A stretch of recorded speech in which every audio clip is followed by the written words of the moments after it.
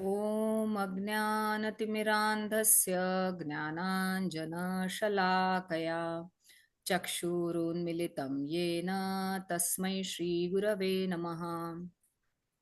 I was born in the darkest ignorance, and my spiritual master opened my eyes with the torch of knowledge. I offer my respectful obeisances unto him. नमा ॐ विष्णुपादाय कृष्णप्रेष्ठाय भूतले श्रीमते भक्तिवेदान्त स्वामिन्निति नामिने. नमस्ते सारस्वते देवे गौरवाणी प्रचारिणे निर्विशेषा शून्यवादी पाश्चात्यदेशतारिणे.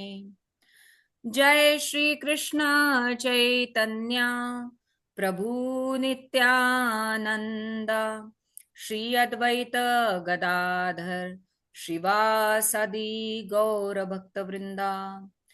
हरे कृष्णा कृष्णा कृष्णा हरे हरे, हरे राम राम राम हरे हरे. वाञ्छाकल्पतरुभ्यश्च कृपा सिन्धुभ्य एव च पतितानां पावनेभ्यो वैष्णवेभ्यो नमो नमः. Okay, so we are starting with chapter 4 today. Yeah. And in chapter 3, we discussed elaborately on Vaishnava compassion, and also like how Sukadeva Gosvami Maharaj first talked about how Vedas prescribed atonement for a bad karma so that the sins are removed. But then Parikshit Maharaj is asking that even though the sins will be removed, how about the tendency to sin? That cannot be uprooted just by doing some atonement. So those things we have learned earlier, and Prabhupada ended with that if one actually performs bhakti yoga in Krishna consciousness, while thinking about Krishna, we are serving Krishna through our every activity with mind, body, and soul aligned.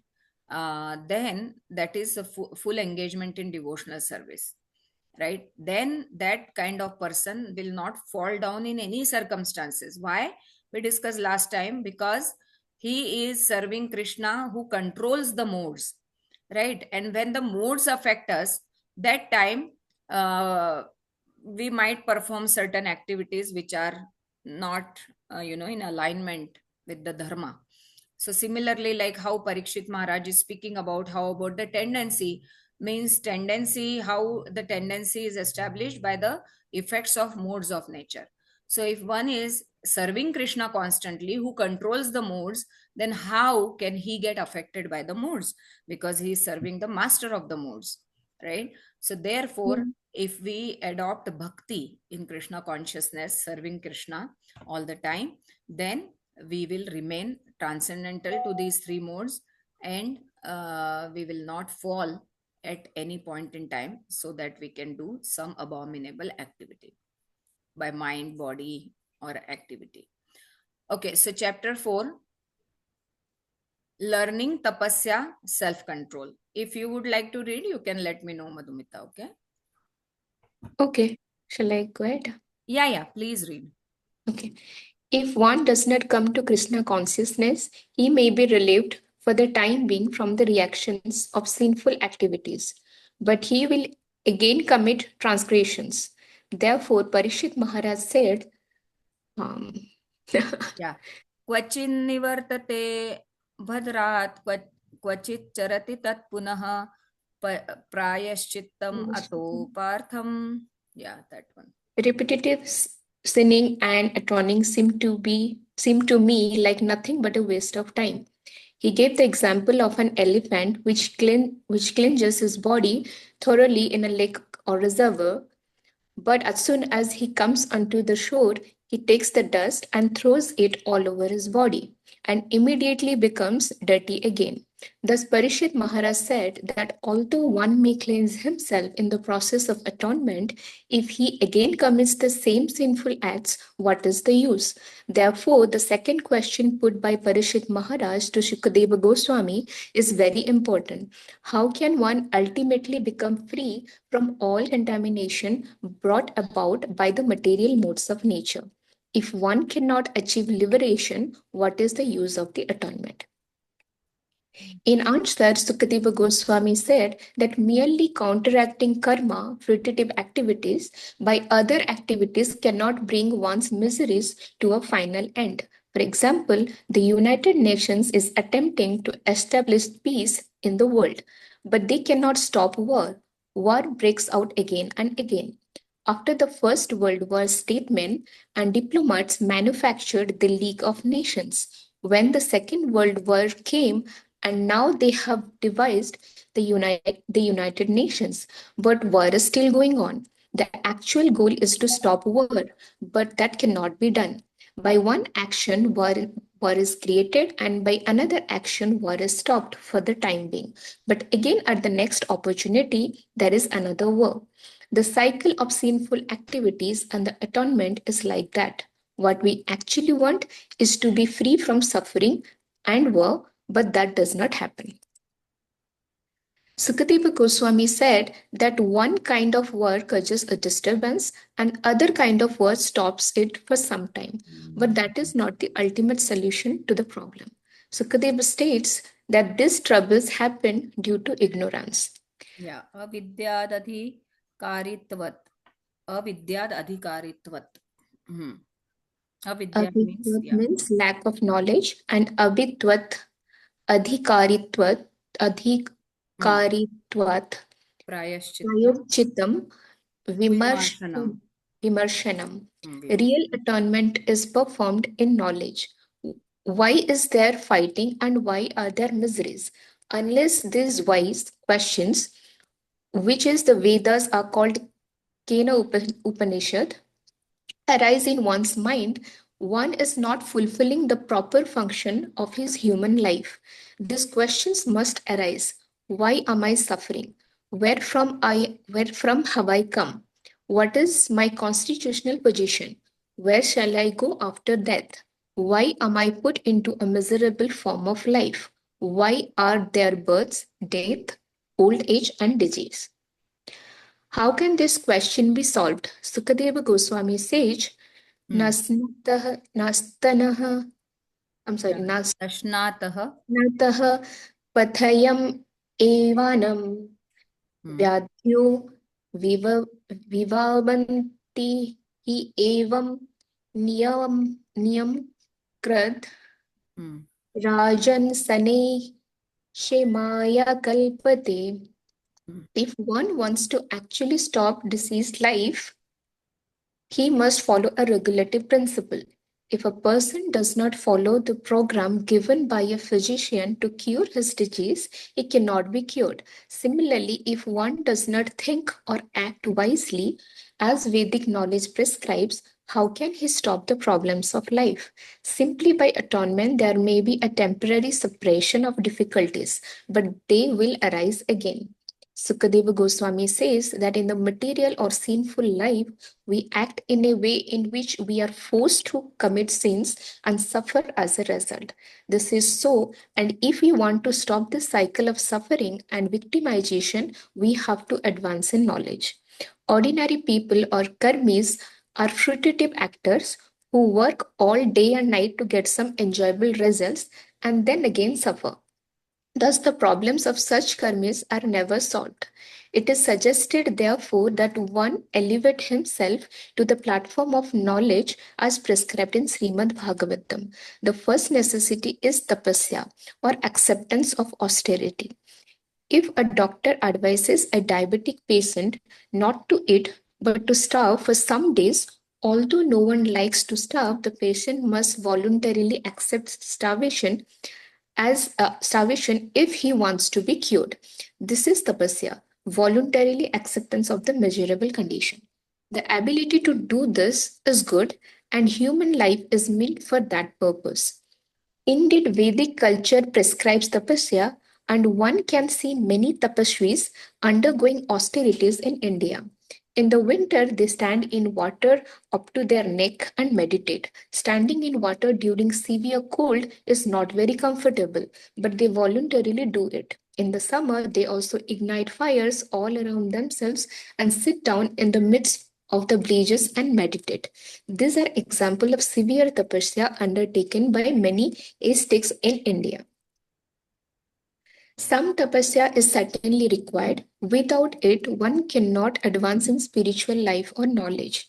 If we simply engage in the animal propensities of eating, sleeping, mating, and defending, not accepting the tapasya process, human life is a failure. If one wants to become an initiated member of our Krishna consciousness society, we first of all ask him to undergo tapasya. In the Western countries, especially, it is a great tapasya to give up illicit sex life, intoxication, meat eating, and gambling. Although we require only these austerities, it is very difficult to absorb them. In England, a wealthy aristocrat inquired from a Vaishnava god brother, Swamiji, can you make me a Brahmana? The Swamiji replied, yes, why not? You just have to observe this four principle: no illicit sex, intoxication, gambling, and meat eating. Impossible, the Britisher replied. Yes, it is impossible, for in Europe or in America, self-indulgence is the way of life from the very beginning. Indian gentlemen often come to the West to learn this indulgence, and they think themselves to be thus advancing. Indians are automatically taught tapasya through their Vedic culture, but they come to America to forget that culture and accept another type of life. The real fact is, however, that if one wants to advance in spiritual understanding and solve all problems of life, he must accept this life of tapasya, austerity, and restrictions. We'll Yeah, continue. um, yeah, I mean, if any reflections are there, any Yeah, you understood that. I mean, it was pretty clear that it is the pretty same thing clear. like Sukadeva Goswami is saying the same thing. Like Yeah. atonement is just not not. I mean, it is required. Basic Mm. self-control is required, but uh, atonement is not the solution. I mean, Mm-hmm. the tendency will come again, right? Like we Yeah. read in the previous chapter as well. Yes. Yes. So we'll continue. Yeah. Yeah. Restriction is for human beings, not for animals. We encounter restriction daily in our common dealings. We cannot drive a car on the left or run a red light without risking apprehensions by the law. If a dog, however, works on the left side of the street or crosses against a red light, it is not punished because it is an animal. The law therefore makes distinctions between human beings and animals because human beings supposedly have advanced consciousness. If we do not follow rules and regulations, we again lapse into animalism. Apparently, propaganda is being made celebrating freedom as opposed to a regulated life. But one who sees things as they are can understand that freedom from all restriction is animal life. Therefore, Sukadeva Goswami recommends tapasya. If we want actual freedom from the problems of life, we have to accept a life of austerity. Bondage to material life is the only another alternative. So, what is tapasya? What is austerity? The first principle of austerity is brahmacharya, restricted sex life. The real meaning of brahmacharya is complete celibacy, and according to Vedic culture, in the beginning of life, one should strictly follow the regulations of brahmacharya. When he is grown up, the brahmachari can marry and become grahastha. And as a grahastha, he can have sex, but in the brahmacharya life, strict celibacy is the rule. In the present age, people have become degraded for want to tapasya because they are not taught how to execute tapasvi life.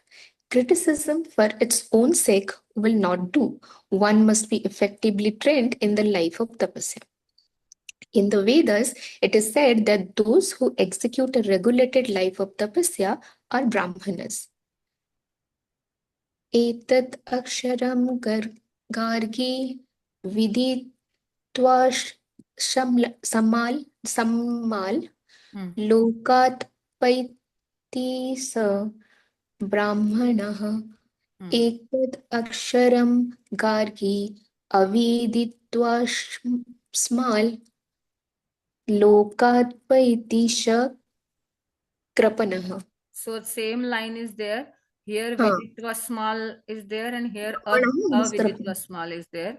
And here Hmm. that one is a Brahmana and second one is a Krapana. Yeah. Okay, okay. Everyone is dying, for no one can live here permanently. But one who dies after executing a life of tapasya is a Brahmana. And one who dies like a cat or dog without executing tapasya is called Kripana. Okay. These two words are used frequently in the Vedic literature, Brahmana and the Kripana. Kripana means miser, and the Brahmana refers to a liberal, broad minded person. Brahmana Brahm, Jnana Brahma Brahma Janati iti Jnanati. Brahmana. Okay, Brahma Jnanati iti Brahmana. One who knows the supreme, the absolute truth, is a Brahmana, but one who does not know is an animal. This is the difference between animal and man. Man, to deserve the name, must be educated to understand the absolute truth, because human life is meant for knowledge. There are schools and colleges, philosophers and scientists and mathematicians. The processes of eating, sleeping, mating, and defending need not be taught, for they are learned instinctively. Human life is obviously meant for more. It is meant for tapasya and knowledge. There are descriptions in the Vedas of brahmacharya, celibacy, which characterize the beginning of a life dedicated to tapasya. Smaranam Kirtanam Kelihi Prekshanam Guhya Bhashanam Sankalpo Adhyavasyascha Kriya Nivrittir Evacha. Okay. To properly execute celibacy, one should not even think or even talk of sex life. Reading modern literatures and newspapers which are filled with sexual material is also against the principle of brahmacharya. Similarly, indulging in sex in any way, looking at or whispering with girls, and determining or endeavoring to engage in sex life are all against the principle of brahmacharya. One executes real brahmacharya when all these activities come to a halt. By austerity, celibacy, and control of mind and senses, one can advance in pure life.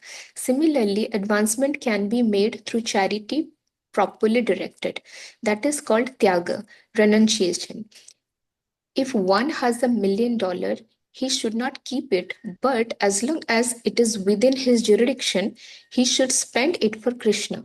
Money or energy is properly utilized when it is directed to Krishna. As soon as one quits his body, all his monetary resources and everything else that he has collected in connection with his body is finished. For the spirit soul transmigrates to another body, and one doesn't know where the money which he earned in the previous body is being kept or how it is being spent. A person may leave the world declaring how the money should be spent by his sons and heirs, but even if one leaves millions of dollars in the next life, he has no claim to it. Therefore, as long as it is in one's hand, it is better to spend it for a good purpose. If one spends it for bad purposes, he becomes entangled. But if he spends it for good purposes, he gets good in return. This is very clearly stated in Bhagavad Gita. Mm. Bhagavad Gita explains that there are three kinds of charity in the mode of goodness, passion, and ignorance. A person in the mode of goodness knows where the charity should be given. In Bhagavad Gita, Krishna says, Samoham sarvabhuteshu na me dvesho asti na priyah ye bhajanti tu mam bhaktya mai te teshu chapiyaham. I envy no one, nor am I partial to anyone. I am equal to all. But whoever renders service unto me in devotion is a friend, is in me, and I am also a friend to him. Mm. Krishna is not in want of money, for he is the original proprietor of everything. Ish- Ishavasyam idam sarvam. Idam Sharvam. But still, he asks us for charity. For example, Krishna in the guise of Vamana, a Guys of a guise, Vaman. Guys of guise of Vamana. Vamana, a dwarf Vamana, went to beg from Bali Maharaj. Even though he is Sarva Loka Maheshwaram, the proprietor of all the planets, he nonetheless says, "Please give in charity to me." Why? It is for our interest, for the sooner we return Krishna's money to Krishna, the better situated we will be. Of course, this may not be very pleasant to hear, but actually, we are all thieves, for we have stolen God's property. If one who has something is not God's conscious, it is to be understood that he has stolen God's property. That is the nature of material life. If it is considered if it is considered thoughtfully, and if one comes to real knowledge, he will realize that if we do not understand God, whose property we are using, whatever we possess is stolen property. It is also stated in Bhagavad Gita that if one does not spend his money for yajna or sacrifice, he is understood to be a thief. Yo bhungte stena eva saha. For instance, if one earns a great deal of money but tries to hide it to avoid paying income tax, the government considers him to be a criminal. He cannot say, "I have earned this money, why shall I pay tax to the government?" No, he must pay or risk punishment. Similarly, in the higher sense, everything we have is Krishna's or God's, and it must be utilized in accordance with his desires. We may wish to construct a building, but where do we get the stone, wood, and earth that the construction requires? We cannot artificially produce the wood. It is God's property. We cannot produce the metal. We must take it from the mine, which is also God's property. This the earth and the bricks which are made from it are also God's. We simply give our labor, but that labor is also God's property. We work with our hands, but they are not our hands, but God's. For when the power to use the hands is withdrawn by the God, the hands becomes useless. We should use this great opportunity, human life, to understand all these points which are mentioned in the authoritative books of Vedic knowledge like Srimad Bhagavatam or Bhagavad Gita. In the Bhagavatam, Sukadeva Gosvami declares that real atonement necessitates thoughtfulness, sobriety, Sobriety. sobriety, and meditation. One must consider whether he is the body or whether he is transcendental to the body. And one must try to know what God is. These ideas are to be situated in Krishna consciousness. Studied in Krishna Oh, consciousness. sorry, these ideas must be studied in Krishna consciousness. We should not be uh, Frivolous. frivolous or waste time. Mm. If one wants this knowledge, he has to practice austerity, tapasya, and the beginning of tapasya, as already explained, is brahmacharya, celibacy, or restricted sex life. The Okay, yeah, way I think with we will stop here because okay. it is 3 minutes to 8. But yeah, I mean, I saw that the major two themes he spoke about. Hmm. One is tapasya and one is tyaga, right? So Tyaga, tapasya yeah, and tyaga. Yeah, yeah. correct. So tapasya is austerity and tyaga is like charity. Charity. Yeah, so I think more he will speak about different aspects. So this is all very very, I mean, he speaks very very in a simple way, in particularly Hmm. in these books like which are really really small. uh, Hmm. Hmm. yeah, and Correct. his language will be just like that in all, like Srimad Bhagavatam, Bhagavad Gita, everywhere we see very Hmm. very simply he conveys the meaning of Krishna consciousness. It's not a rocket science, it's just simple simplicity. So I love this about Srila Prabhupada, how simply he explains the things, really. Right. If we just read his books daily, then it will definitely change our lives for good. Yeah, a thought process. Yes, our thought process, because everything is based on our thought process, right? How we think, Mm. or how what is our attitude about particular thing. Means, let's say we are fearing, so that is internal fear, right? We are internally fearful about that particular thing, and other person might not be fearing that thing because his disposition is different. He might be Mm. fearing something else, right? So all this internal disposition will change when we understand that Krishna is our ultimate shelter of everything. So many challenges come in life. Somebody's health is down, or somebody's struggling with his health situations for so long. He's not just coming out of it. Somebody is Mm. struggling with a monetary situation. Somebody is struggling with emotional issues, or so much struggle is there. But once we get convinced that Krishna is the ultimate shelter, that we are trying. I mean, we are not there yet, 100%, but we are trying to understand, how Krishna is our shelter. So, how do we understand that whenever some difficulty comes, so we turn to Krishna more deeply. Some Yeah, people get away from God. They think that, oh, God is bringing all these sufferings all in these my life. problems in my life, right? Yeah, exactly. So they get envious of God actually. But this is all our doing, right? Whatever Yeah, is coming in our life. So, I think the problems happen in our life so that we'll remember God, right? huh. Yes, yes. But So yeah, that, some people unfortunately go away. But since we have these teachings in our life, like Srila mm, Prabhupada's simple, instructions, so that actually helps us to, think about Krishna in difficult times, or even in good times. yeah, Yeah, in good times also we learn to think that it is all because of Krishna, like how Prabhupada is mentioning, no, that yeah, all these wood, metal, from where all this is coming after all. Nobody correct. can manufacture these things. Mm, So, yeah, all those factories, so many big factories, they are exploiting nature like anything. Like mm, they flow tons of plastic in the ocean, tons yeah, of plastic. And see, the aquatic life, if it ends, then whole universe will finish, because aquatics is very necessary. The yes, aquatic, yeah, animals.